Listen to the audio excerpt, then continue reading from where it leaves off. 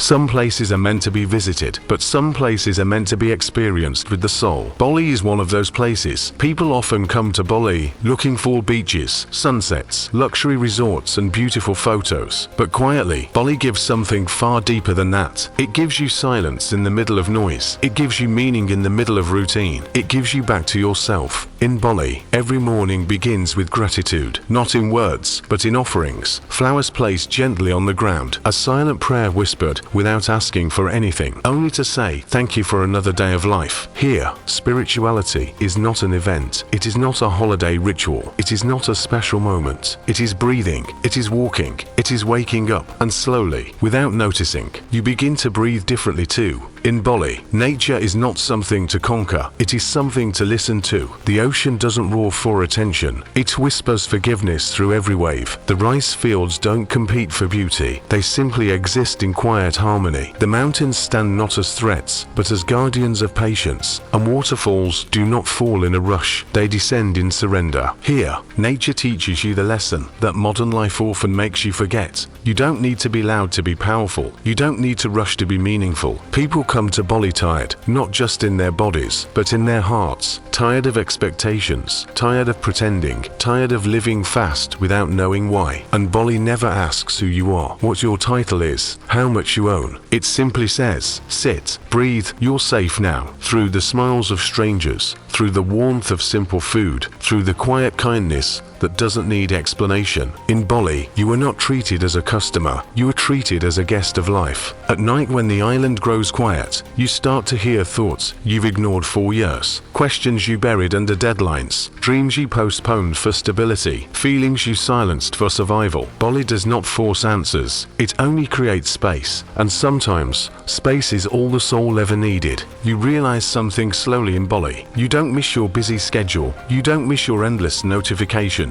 You don't miss being important, you miss being present, watching the sky change colors without checking time, eating slowly without rushing the next task, sleeping deeply without carrying tomorrow's burden. In Bali, you relearn something ancient. Life is not something to chase, it is something to receive. And then comes the moment that no camera can fully capture the sunset, not because it is orange, not because it is dramatic, but because for a few minutes, everyone stops. Strangers sit side by side, people forget their phones, conversations soften, silence becomes prayer. In that moment, no one is rich, no one is poor, no one is successful, no one is failing.